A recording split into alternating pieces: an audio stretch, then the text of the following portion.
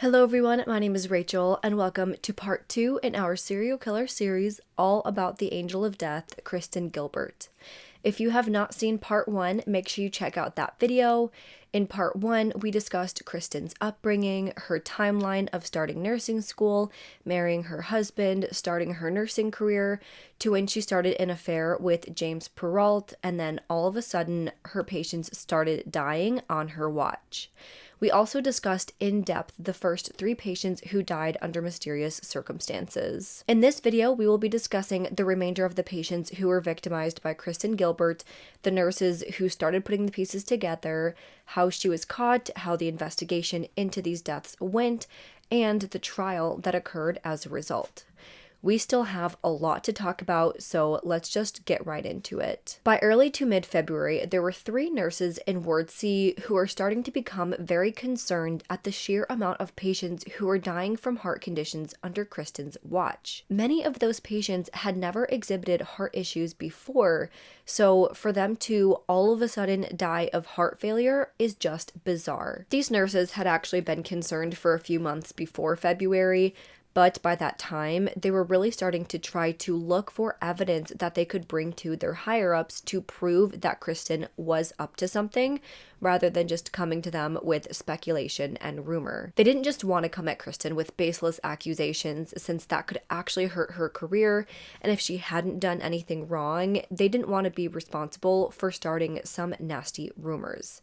Again, she was well liked by everybody, and even though to us it seems very obvious what's going on, people that were close to the situation didn't exactly know how to go about it, how to investigate it, and how to bring it to their managers and the people that were their bosses. So to kind of explain how these nurses came together, I first want to note that there were 3 nurses who each separately noted concerns. John Wall, Renee Walsh, and Kathy Ricks each had their concerns about Kristen, but they never really knew if they were valid.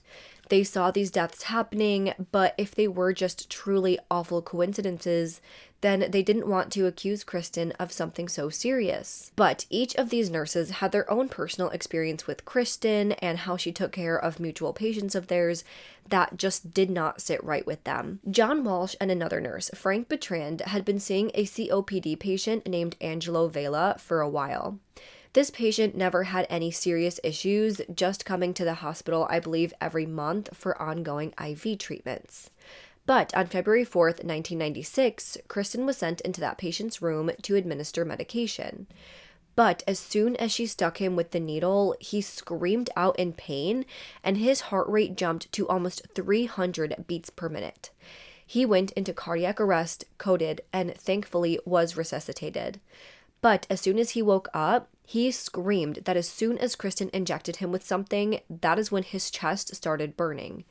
So obviously, this was very, very concerning to his main nurses, who knew that he didn't have any serious heart conditions. Obviously, COPD can lead to heart conditions, but at that time, there was no reason that he should have just gone into sudden cardiac arrest. And this patient literally said, this happened when she injected me with something. So obviously, that was very concerning. Then there was one day where Renee Walsh had spent the entire day caring for a sick patient who was ill, but she was recovering and was expected to survive. This was a patient that she had been with for a while, and Renee grew very close with her. But one evening, Kristen was relieving Renee of her duty and was now caring for this patient for the night shift. Literally within minutes of Renee returning home, Kristen called her to tell her that her patient had just died.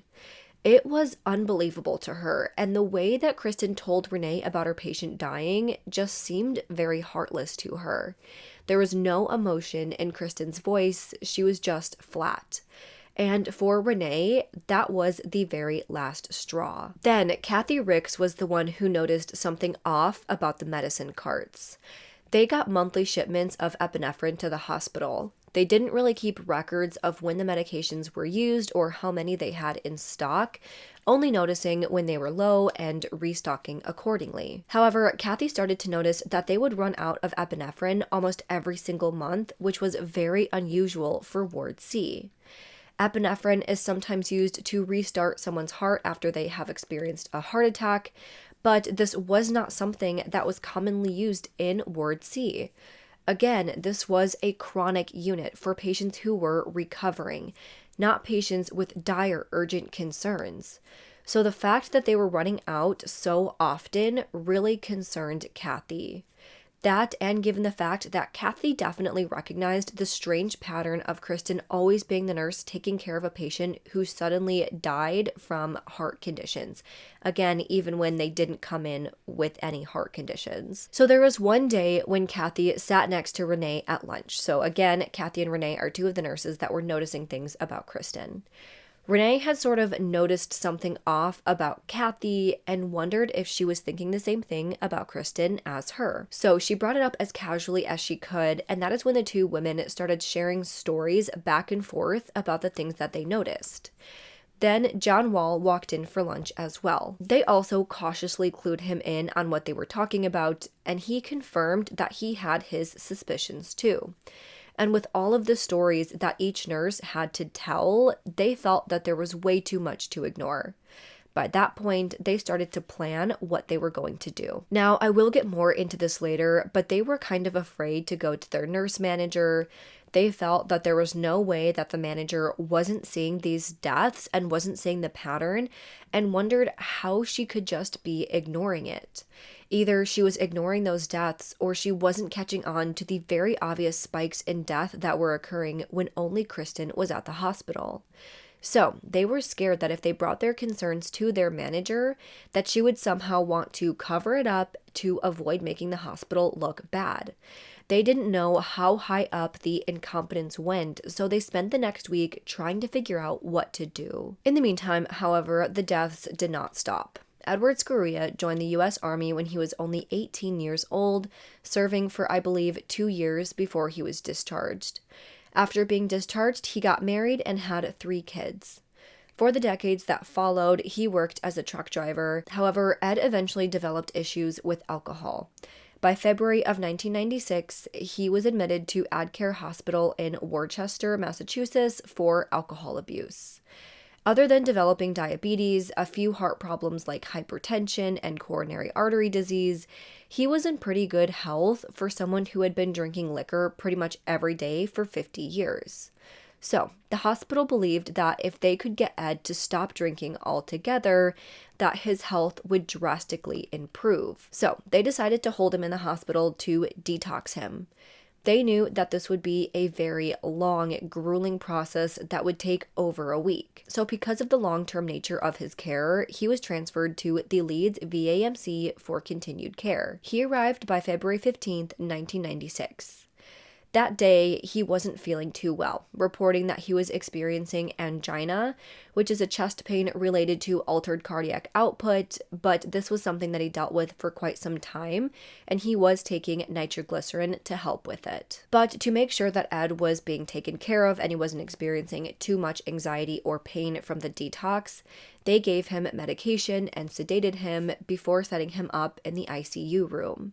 They weren't sure if he was having really bad anxiety about detoxing, since that was very common when addicts are having withdrawals from their substance of choice, or it could be something actually heart-related. They performed multiple additional tests, which at first diagnosed him with no heart problems, just basically saying that he was having panic attacks and having a lot of anxiety because of this withdrawal and detox situation. But after doing multiple more tests, he actually ended up being diagnosed with a dissecting thoracic aortic aneurysm, which is a medical emergency and required immediate care.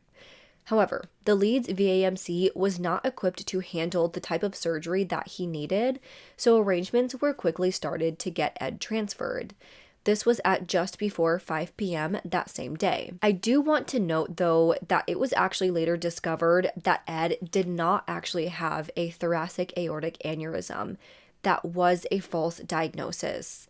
But at the time, that is what they believed was happening, and that is a very, very serious medical emergency. So in the meantime, Kristen would stay with Ed to monitor his vitals while the transfer was being set up. However, after literally 5 minutes of being alone with Kristen, she called a code on Edward. As the emergency response team all rushed to his room, Kathy noticed that yet another patient of Kristen's had coded. About an hour beforehand, Kathy had actually checked the medicine cart, and she saw that there were 3 bottles of epinephrine in there. So, just going with her gut, Kathy checked the med cart again to see if something was off after the code was called. And it turned out that all of the bottles of epinephrine were gone.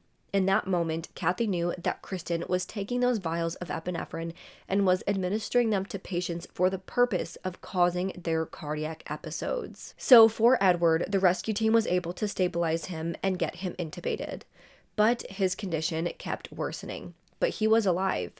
So they sped up the transfer to the next hospital and off he went. But because he was still alive and was in critical condition, of course, Kristen went into the ambulance with him to oversee the transfer. Once he got to the hospital, the doctors determined that his condition was again likely the result of a dissecting aortic aneurysm, and they felt that the issue was so bad that there wasn't anything that they could do to help him. So they actually ended up giving him morphine to make him more comfortable and transferred him back to the VAMC because they basically said that he was just going to die, that there was nothing that they could do for his dissecting aortic aneurysm. 2 days later, by February 18th, 1996, Edward died from his heart attack. Now, at the time, I want to note that before Edward's death, family members reported that he started hallucinating and having delusions. This can be something that happens when someone is dying or even from morphine. But after his death, the toxicology report came back and showed that Edward had ketamine in his system. Ketamine is a drug that can be used for therapeutic purposes in very small doses, but if it is abused, it can cause hallucinations. But every staff member at the hospital denied giving him ketamine. So that means that somebody gave it to him secretly and didn't want the hospital to know. In the meantime, after Kristen and Edward left the hospital to get that initial transfer, Kathy went into the room behind them. She started looking in the bucket where the nurses discarded their empty needles. Now, there were different dosages of epinephrine that the doctors would use to resuscitate a patient in dire emergencies. That dose was a 1 to 10,000 ratio. The needle containing that dose was found in the bin. But Kathy also noticed an additional 3 needles which contained a 1 to 1,000 ratio, which was not normal. This was the same medication that was found to be missing from the med cart. So at that point, Kathy was confident that Kristen was using this higher ratio of epinephrine to cause these heart problems. So by that point, Kathy, Renee, and John could not ignore what they were seeing any longer. They set up a meeting with their manager, Melody Turner, who set up a meeting with her boss, Priscilla McDonald. They told her all of the stories that they had previously discussed, all of the patients who had died under Kristen's watch, how many patients never had any heart issues until Kristen took over. A bunch of these patients were perfectly fine, free of any serious heart conditions, until Kristen stuck them with something. They had the patients that had died, but they also had the patients who lived to tell their story. That one patient who literally told the hospital staff that his chest got all hot and burning after Kristen injected him. They pointed out how the sheer number of codes under Kristen's watch was just absurd. So the hospital staff agreed to take a look into the accusations, and in the meantime, they were told to keep a very close eye on Kristen and make sure that nobody else would be hurt. After this meeting, rumors started to fly around the hospital, and soon everyone was aware that Kristen was being looked into. Just a few days after this meeting, special agents from the Washington and Boston's VA Inspectors General's office entered the hospital to start their investigation. As soon as they arrived, people found out that Kristen was being investigated. As that was happening, Kristen started to tell James to keep an eye and ear out for any information that he learned and to report back to her as soon as he heard anything. At first, when these investigations were starting, Kristen continued her job, but a few weeks after that, she did end up quitting. Upon later review, the statistics of deaths and codes that happened during Kristen's shifts were insane, and it started pretty much right when she started nursing. It turned out that between 1990 and 1991, there had been 31 deaths that all happened under Kristen's watch. Kristen was named as the person who found 22 of the patients, with other nurses only finding 5 of them. This death number was triple the amount of any other nurse. Then it also turned out that on Ward C, there had been 40 codes called between 1990 and 1991, with Kristen calling 20 of them and the 8 other nurses calling 5 of them, not each, combined. So that means that on average there were probably about 5 nurses who each called 1 code, while 3 of them had never called any codes within that 1-year span. Yet Kristen, she called 20 of them herself. The only other nurse who was even close to calling as many codes as Kristen had only called 5 codes within 2 years. And I believe that nurse was working on a completely different ward. Because again, Ward C was the ward where longer-term patients with more chronic conditions would go.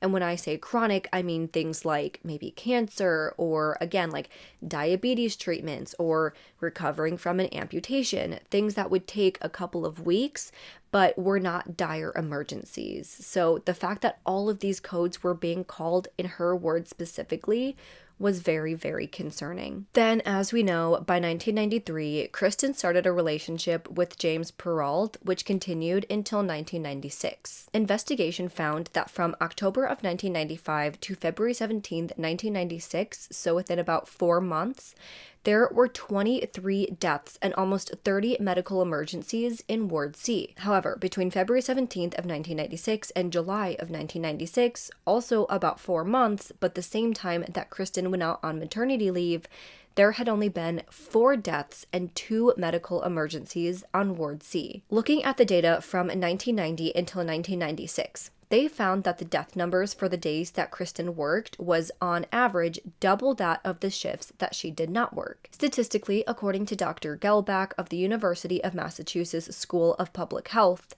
the likelihood of Kristen just happening to work when these death rates were doubled was 1 in 100 million. In total, it is believed that Kristen may have killed over 350 patients and took part in making another 300 severely ill. 75% of all emergency codes requiring intervention during her time working at the VAMC had her name on them.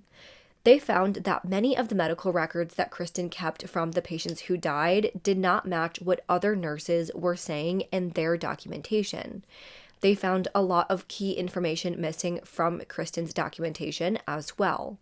For example, with Kenny Cutting, she wrote down that his heart rate went from being in the 100s to lowering to the 50s and 60s and then jumping to the 140s. But the telemetry showed that it was steady within the 100s before it shot up to 120 to 130. And in pretty much all of these patients, she failed to include the telemetry strip in the note, which was common practice among patients who had heart problems. So investigators felt that even if this wasn't a smoking gun, it was astronomically more likely that she had something to do with these deaths than her just being a very, very, very unlucky nurse. So in the months that followed, agents started questioning those closest to Kristen, including Glenn and James. At first, neither man could wrap his head around the allegations. Glenn was asked if anything weird ever happened to him, and he did recall that one time that he had a bad reaction to Kristen flushing his arm, but he didn't think that could have been on purpose. Then James, he just could not believe what he was hearing. He was sure that there was no way that Kristen could purposely be hurting her beloved patients. But then both James and Glenn were confronted with the evidence. The fact that patients were twice as likely to die on her shift than on anybody else's shift at the hospital. That did make both Glenn and James think twice, but it didn't totally convince them. Now, after months of hearing the rumors and having Kristen acting very suspiciously, and now hearing the actual evidence that Kristen had to be involved in these deaths, James did decide that he needed to break it off with Kristen. So by July 8th, 1996, James got dinner with Kristen when he told her that things were not going well and that they needed to break up. Of course, Kristen didn't take this well, as James expected. Kristen got up from dinner, ran upstairs into the bathroom, and locked the door. After listening to her sob hysterically on the other side of the door, James sat on her bed trying to figure out how to go about this. Then, all of a sudden, Kristen burst out of the bathroom holding an empty bottle of her migraine medication and threw it on the bed, yelling, "Look what you made me do," basically saying that James caused her to take all of these pills and kill herself. She then ran out of the apartment and down the hall. James decided not to chase after her, instead calling 911 to report what happened. Kristen then came back to the apartment, probably stunned that James didn't chase after her, and realized that James had just called the authorities. So she started scratching him and yelling at him. At that point, authorities arrived and Kristen accused James of hitting her. The police separated them, and after talking to both of them, they did determine that Kristen was the aggressor.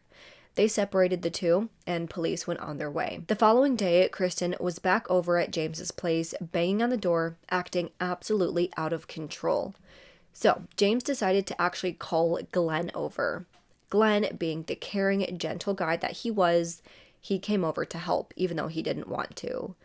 Him and James had never spoken a word to one another at that point, and I'm sure Glenn was not too fond of James, but he decided to help anyways. At that point, James let Kristen in, and by the time Glenn got there, she was balled up in the fetal position on the floor and crying in James's apartment. So, James and Glenn then also decided to get the police involved, who told Kristen that she could either go to a mental hospital or she could go to jail. She opted for the mental hospital. While there, James visited her to check in on her. That entire time, Kristen kept telling him that the things that she was being accused of just were not true. She also started to act out, even telling James that she was pregnant. He said that he knew she couldn't be pregnant because they hadn't had sex in months, so Kristen admitted that she just said that to make him upset. James realized that Kristen was just doing and saying whatever she could to get his attention. By July 17th, investigators believed that they had enough to charge Kristen with these murders, and they were able to present their case in front of a grand jury. Obviously, prosecutors explained the statistics that were previously discussed, as well as the missing epinephrine that the other nurses noticed, and the patient testimonies from patients who survived Kristen attempts at their lives. But the most startling testimony came from James Perrault. He testified that while the investigation was going on and the walls were starting to close in on Kristen, she called James and admitted to what she did. She told him that she injected those men with a certain drug. Not only that, but she straight out said that she killed them. But when he was testifying, he sort of made it seem like Kristen was just really stressed when she said all this and may not have meant what she was saying. He, for some reason, was still not 100% convinced that she could have done this. So, at the end of the grand jury, they actually found that there was not enough to actually arrest her at that time. Police needed to keep investigating. After this testimony, in the month that followed, Kristen would be hospitalized for mental health treatment 3 additional times. During those times, she continuously made things up to get the attention of James, and every time he would show up. She would go to the hospital saying that she tried to kill herself again, but there was one time when she was hospitalized and James showed up and she lashed out and tried attacking him. After multiple visits with psychiatrists during her stays, it was found that she never really had any intention of taking her own life. She was far too narcissistic for that. Instead, everything she did was for attention. They found that she most likely has traits of borderline and narcissistic personalities. At the same time, although James was getting more and more convinced of Kristen's involvements in these deaths, he still had mixed feelings about Kristen and he still wanted to help her. Meanwhile, Glenn, he was in complete denial for a while until August 15th of that year. On that day, he found something out that did not sit right with him. That previous week, Kristen had been bugging him, asking him over and over and over again to come to his place. After telling her no multiple times, Glenn figured that she would probably try to break in, so he sent his stepdad over to his place to watch the house while he was at work, and lo and behold, while he was at work, Kristen arrived. She asked Glenn's stepdad if she could go inside, asking repeatedly to just be allowed to go into the pantry and she would be on her way. But He said no. After that, she did try to break in again multiple times, according to neighbors, but she was never able to gain access. So, of course, Glenn was concerned. He didn't know what Kristen wanted to get in that pantry so bad that she went over there and even tried to break in. So he called the police over to see if they could look inside for him, because again, who knows what could have been in that pantry that she wanted to get her hands on so bad. He didn't know where to look. He didn't know what to look for. So he asked the police to look. And when police looked, they found a satchel sitting on one of the shelves. And within that satchel, there was a book called The Handbook of Poisoning. It was a 500-page textbook dealing with the different poisoning properties of several types of medications, including epinephrine. It outlined each medication, the dosage necessary for it to be lethal, the symptoms of lethal dosages, and the treatment if someone is subjected to that poison. One of the pages was dog-eared to a page that discussed ketamine and cyanide. And at that point, police started to realize that maybe they should start exhuming the bodies from patients that had died under Kristen's watch. Remember, Ed Swierka died, and it was later found out that he did have ketamine in his system. By September of that same year, after everything that he had been through with Kristen and her using and abusing him while she was at the hospital, James decided to end things with Kristen once and for all.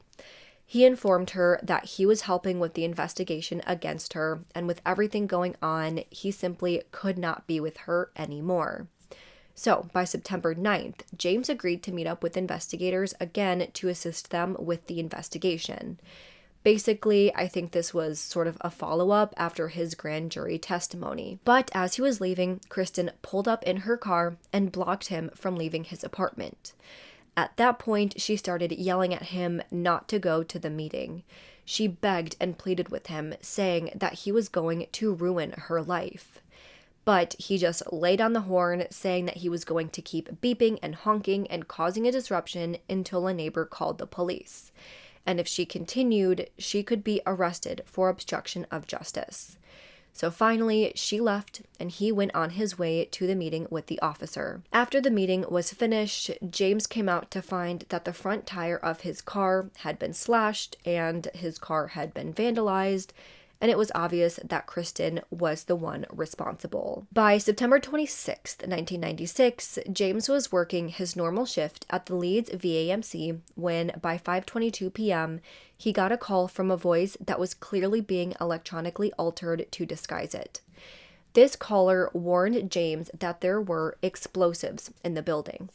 So he immediately notified the hospital of the threat, and they went into crisis mode. For the following hour, the hospital continued to get calls from that same caller. They gave multiple other threats and warned them that there were bombs in the hospital, but all of them were taunts. The caller called the hospital staff stupid, saying things like, "You just want all of the patients to die, don't you?" But after moving the most medically stable patients out of the hospital and doing a thorough sweep, they found that the threat was not credible. After that, police had set out to find who was responsible for the bomb threat. Police already had their suspicions on Kristen, but they weren't able to trace the call back to her. So they went and tried to look at various stores to see if they could find what sort of device was used to alter the voice, and asked the stores if someone matching Kristen's description matched the sale. After visiting numerous electronic stores with no luck, they started to go to toy stores, where they did find a few toys that can be used to alter someone's voice. So after searching numerous stores, they finally landed at a Toys R Us store, where they were able to find a receipt for a voice-altering toy. On the morning of September 26th, the same day as the bomb threat, Kristen used her own credit card at that Toys R Us to buy a toy that alters your voice. Upon looking at how exactly this toy altered your voice, the sound matched the caller that had called in the bomb threats on September 26th, so that was enough for police to indict Kristen on charges relating to the bomb threat. So she was arrested and first sent to another mental health hospital for assessment and treatment. After that, she was released on bail, but was ordered to live with her parents in Long Island, New York. By January 1st, 1998, Kristen went on trial for the charges of making a false bomb threat, and after 20 days of trial, she was found guilty. It was thought by the jury that she used this bomb threat as a way to try and divert attention away from her and away from the murder investigation. For the bomb threat, she was sentenced to 15 months in prison. While there, she was also treated for her psychiatric problems. While serving her sentence in prison for the bomb threat, by November 24th, 1998, she was finally indicted on murder charges. For the 2 years that followed, police continued their investigation into the murders, which I will discuss more as we talk more about the trial. But by November 10th, 2000, Kristen's trial for murder finally started. She was facing 3 counts of first-degree premeditated murder, 1 count of second-degree murder, and 2 counts of attempted murder. The prosecution argued that while employed at the VAMC, other staff members started to notice a concerning spike in the deaths during Kristen's shifts. At first, an internal investigation found that there wasn't enough information to say that Kristen was actually responsible, given that the death rates were similar to other hospitals. But that was when she first started working there. As time progressed, and especially during Kristen and James's relationship, the death toll grew higher and higher and higher. The prosecution argued that in the 6 months after she started to date James, Kristen killed 4 patients in Ward C and attempted to kill 3 others by intravenously poisoning them with epinephrine in most cases. In one case, it was argued that she injected a high amount of insulin in one diabetic patient. As we discussed, epinephrine is a colorless, odorless medication that can be used for resuscitating patients in a state of cardiac arrest or anaphylactic shock. So an EpiPen, that is just filled with epinephrine. But when it's used improperly, it can cause fatal, rapid, or irregular heart rate. The 4 deaths in question were all cardiac-related events. They argued that Kristen had full access to the med cart, which is where she obtained the epinephrine. Once all other medical personnel had left the room, she would inject these patients with the epinephrine under the false pretext that she was flushing their IVs. They said that when doing so, she created these cardiac emergencies, which were able to generate codes where other emergency personnel would respond. One of those personnel was James Perrault. The prosecution argued that she orchestrated these codes in order to get the excitement and attention that she so desperately craved from James. Then, with one of the codes, specifically Kenny Cutting, she called one of the codes and made him die so that she could leave work early and spend more time with James. Then, as we discussed earlier, the amount of codes that were happening while Kristen was working was triple that of any other nurse. Then, it also turned out that between October 1st, 1996 and February 17th, 1996, there was not a single code called on Ward C on a night that James was not working. So, even if Kristen was working a night, if James wasn't working, there were no codes called. So, there is some sort of correlation here. Now, there were a total of 70 witnesses and 200 pieces of evidence presented at trial. I will try my best to condense this all down to not overwhelm you and to avoid being too repetitive. One person who testified was a university professor who we discussed earlier, who said that the statistical likelihood of Kristen being around for that many codes at the hospital was 1 in 100 million. He ran an entire statistical report, which includes all of the research jargon that I learned about in my critical inquiry classes in grad school. Research is not my thing, and I do not want to take the time to discuss all of the variables and p-values and what kind of statistical tests were done, because I don't think you would find it interesting anyways. Some of you might, but I personally don't. I think it's kind of boring. But what I will say is that they did do an entire analysis of these cases and pointed out the limitations of their studies. So it seemed like a very legit study, in my opinion. I did read it, and I did think that it seemed like a pretty good study. Using that, a lot of what the prosecution discussed was based on those statistical findings, which was significant because they didn't know every single patient that she could have had involvement with or exactly how. But they did see the correlations that were happening while Kristen was working that all of these patients were dying while she was working and that these patients were not dying while she was not working. Many of the nurses who took care of the patients that died, such as Stanley Jagodowski's, said that they were not scheduled to receive medications on the days or times that they saw Kristen entering their rooms. Other hospitals who worked at the VAMC who reviewed the medical charts from the patients in question, they agreed that their deaths are consistent with epinephrine poisoning. While some of those patients had suffered from heart conditions, none of them showed signs of fatal heart failure or anything of the sorts in the moments before they coded. It always seemed to jump so suddenly from very normal to sudden cardiac arrest. Many of these patients were in fact recovering. They were getting better when they suddenly suffered from a heart attack. The medical examiner who exhumed the bodies said that there were unusually high levels of epinephrine in all of their systems. Then, in the case of Ed Swierka, like I said earlier, he coded multiple times until he was transferred to another hospital, with Kristen riding alongside him in the ambulance. The medical examiner testified that even though he drank chronically, that is not what caused his death. He surprisingly had a healthy liver and an otherwise healthy heart. There were absolutely no signs of a thoracic aortic aneurysm like the hospital originally thought.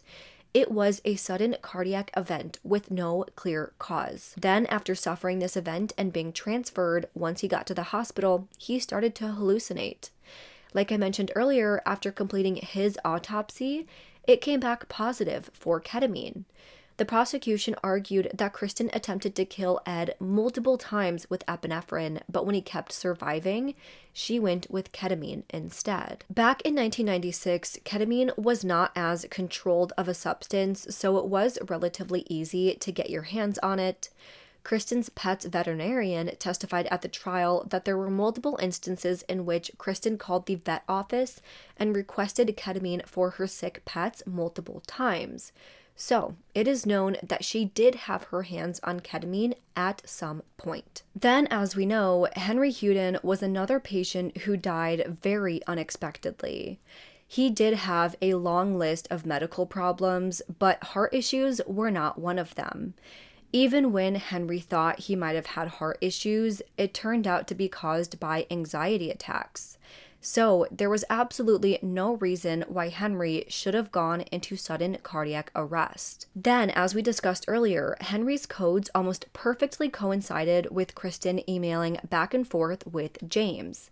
When too much time would pass between James responding to an email, suddenly Henry would code, and Kristen got to see James. The other patient who Kristen tried to kill was Angelo Vela, who I mentioned earlier. He was being cared for by another nurse named Frank Bertrand. He was the patient who had COPD with no other serious heart issues and was definitely not a patient that the staff was worried about coding. He literally went into the hospital on a regular basis to get his treatment, but otherwise he was out living his life as normal. But then on that fateful day in February of 1996, when Kristen took over care momentarily, just minutes after she came at him with that needle, he screamed out in pain. Then he had cardiac arrhythmias and tachycardia, which he thankfully survived.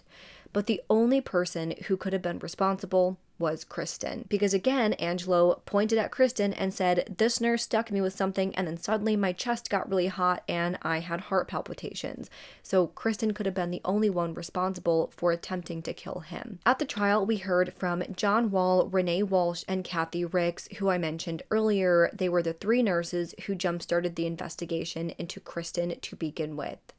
Of course, the defense tried to poke holes in their stories, saying that this was all speculation.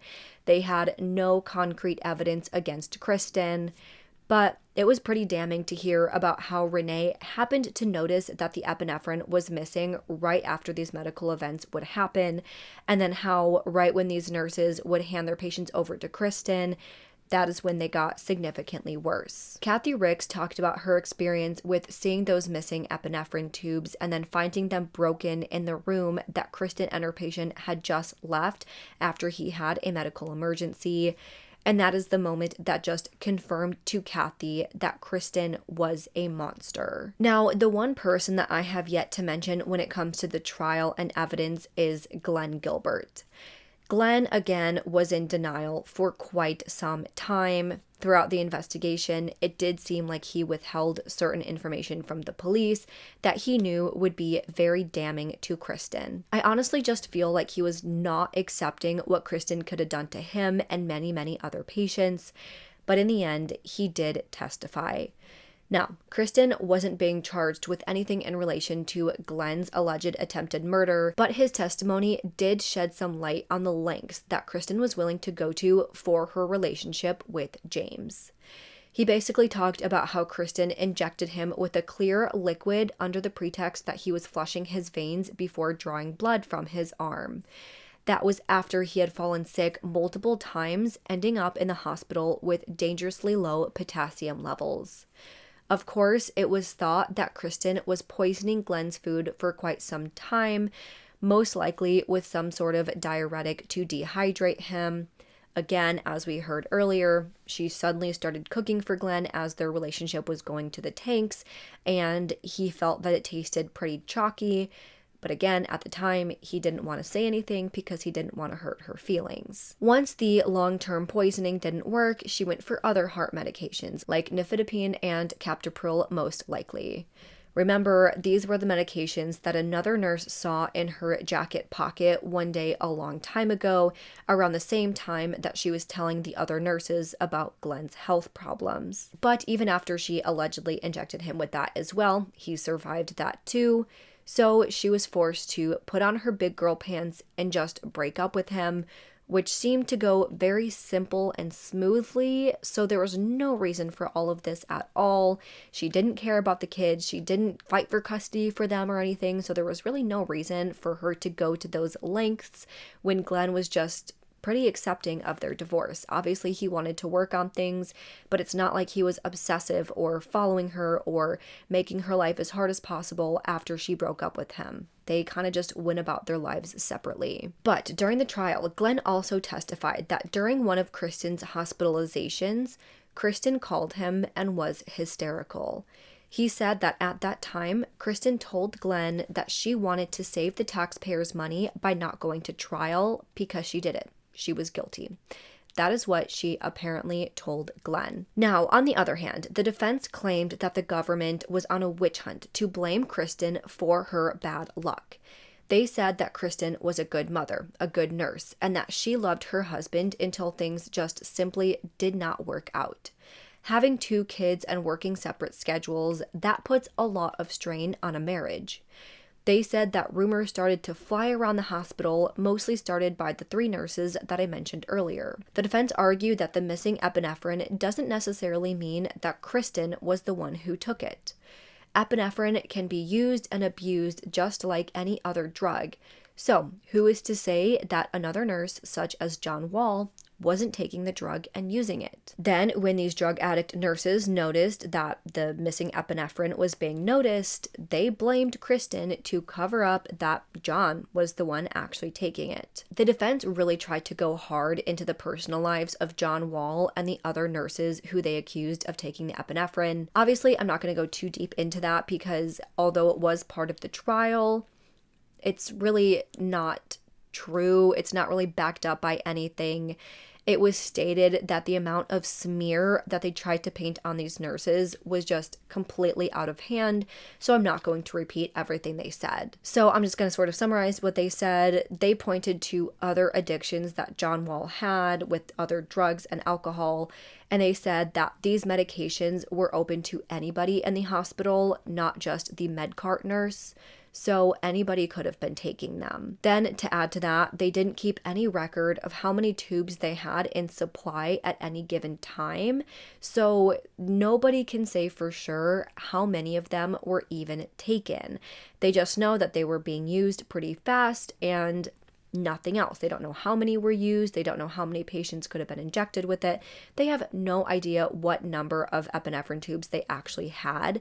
So there's no way to say how many could have been missing. The defense brought up multiple witnesses who were patients who had been cared for by Kristen, who loved her as a nurse. There were patients who were there with severe issues who said that they owed their lives to Kristen because of the care that she provided. They also brought forward their own doctor, who said that he actually did not believe that the sudden cardiac arrests of any of these patients could have been caused by epinephrine. He said that epinephrine is a fast-acting drug, so it would be in and out of his system within 5 minutes. In the case of Stanley Jagodowski, the way the other nurses described it was that she went into his room, he yelled, "Ouch," and then 15 minutes after that, that is when he had the cardiac arrest. The doctor claimed that this time frame is simply too long for the epinephrine to be the cause. He believed that every patient was already on their way to death because of the conditions that they entered the hospital with, and not everybody needs a full explanation or other symptoms for somebody to have a sudden cardiac arrest, which is true for some patients. Sometimes there is cardiac episodes that happen pretty much out of nowhere, but most of the time, in my opinion, there are signs and symptoms that go leading up to it or something that causes it, like physical exertion or something like that. These patients were on a ton of different medications though, and they had chronic illnesses.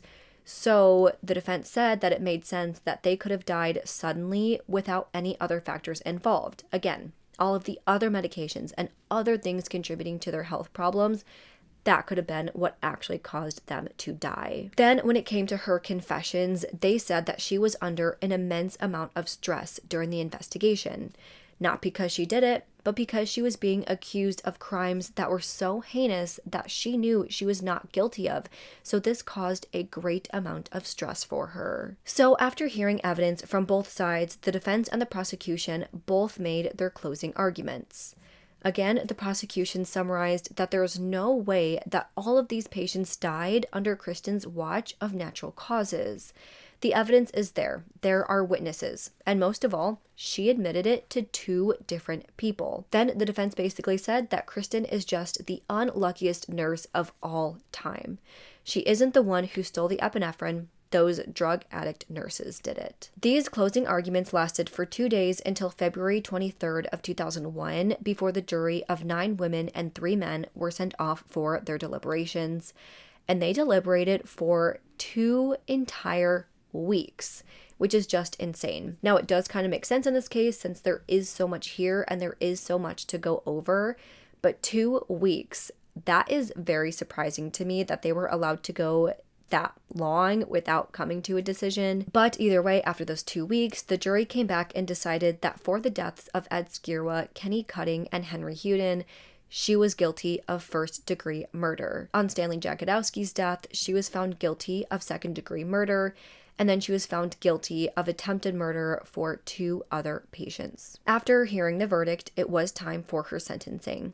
At her sentencing hearing, the prosecution argued that the deaths were, quote, morally repugnant and deserve death. They were so dark, so unfathomable, that the circumstances of these murders show that no humanity exists behind a mask. Behind that face, it is dark. It is empty. It is evil. The defense asked the jury to show mercy. They said that it was never her intention to kill anybody.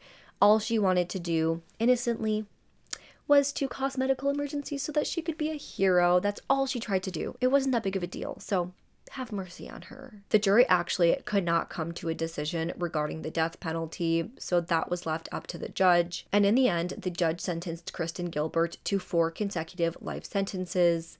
She was transferred to the Women's Federal Prison in Carswell, Texas, where I believe she still remains. She submitted multiple appeals, and I did read them, but as far as I have seen, all of them have been rejected. So that is where the case sits now.